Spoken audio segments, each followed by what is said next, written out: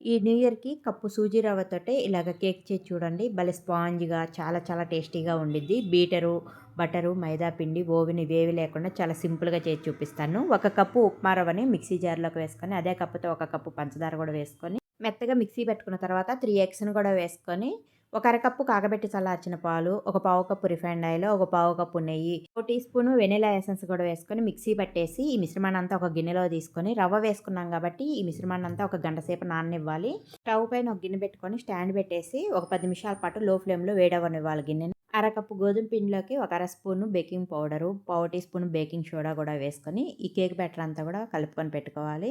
గిన్నెకి ఆయిల్ రాసుకొని అడుగున బటర్ పేపర్ వేసుకోవాలి. మీ దగ్గర ఉంటే టూటీ ఫ్రూటీ గానీ, చాకో చిప్స్ గానీ, లేకపోతే జీడిపప్పు, బాదం ఇలాంటివి కట్ చేసుకొనైనా సరే వేసుకోవచ్చు. టేస్ట్ బావుండిద్ది. చూడటానికి గూడా కేక్ అనేది బావుండిద్ది. ఈ గిన్నెని స్టవ్ పైన ప్రీ హీట్ చేసి పెట్టుకున్న గిన్నెలో పెట్టి మూత పెట్టేసి 40-50 నిమిషాలు బేక్ చేసుకోవాలి.